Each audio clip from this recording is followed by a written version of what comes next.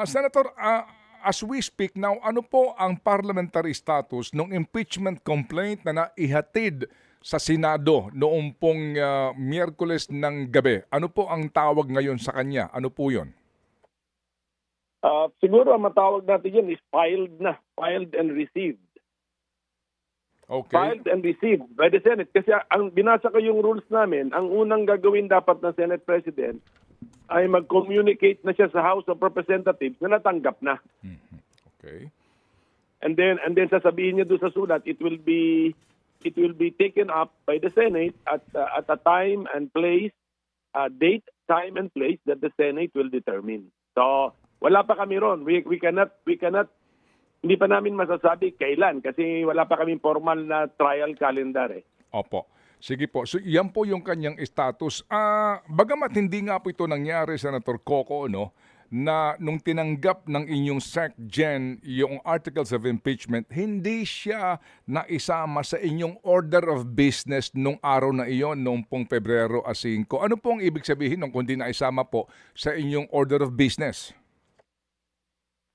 Hindi pa po kami, yung mga membro ay hindi pa formally notified. Okay.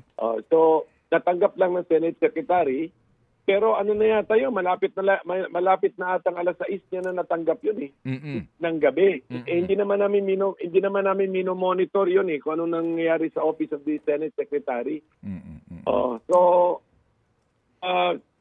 hindi siya na wala kaming formal na action tungkol dun sa impeachment complaint or articles na natanggap ng Senate Secretary.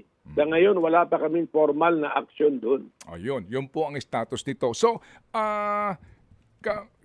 tama ho ba ang napapakinggan natin, sinasabi po ng liderato ng Senado na magkakaroon lamang ng jurisdiction ang Senado dito po sa impeachment complaint na ito kapag ito po ay formally na-acknowledge na doon sa inyong order of business at matalakay po itong pag-receive ninyo? Correct. Kasi kailangan may konting formalities tayo dyan eh. So pag kailangan na ito lang aking understanding, Ted, pwede akong mali rito pero ito yung aking best understanding na ng rules, kailangan naka-session ng Senado, naka-reference of business, tapos a-actionan na ngayon namin yan as a body.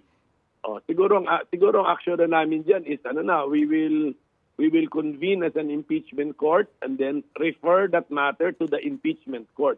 Ganun siguro ang tamang gagawin namin. Okay. Pagkatapos noon, pagka sinabi na namin convene the Senate as an impeachment court, pwede na ngayon magtawag ang Senate President as the presiding officer ng meeting ngayon ng impeachment court para iset na namin yung trial calendar. So, maghihiwalay na kami sa legislative calendar. So, wala nang pressure na kailangan in session yung Senate as a legislative body. Kasi nagkaroon na kami ng sariling buhay namin as an impeachment court.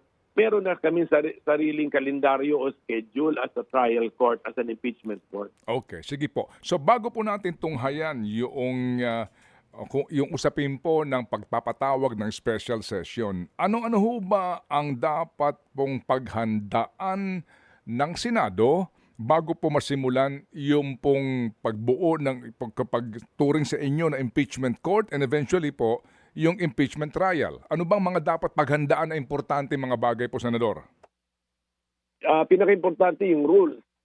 Meron na kaming rules na ginamit namin, pinasa namin noong 2011. Sa tingin ko, ano pa yun?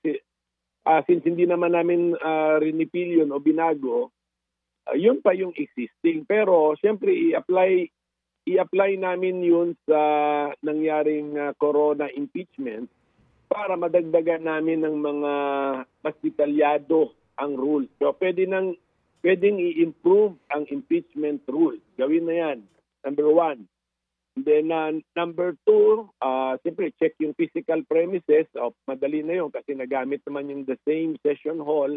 Nagamit na yan as a impeachment trial venue.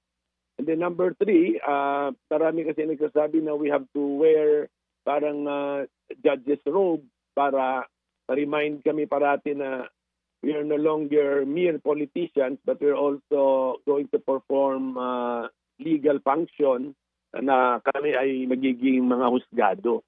So yung robe, isa pa yon. So 1, 2, 3. Sa ngayon, yun na muna. Tapos, ang importante yung rules kasi dapat yung rules ma-finalize na namin kasi yung pagsagot ng impeach official, tapos yung pagsagot ng mga prosecutor ay dapat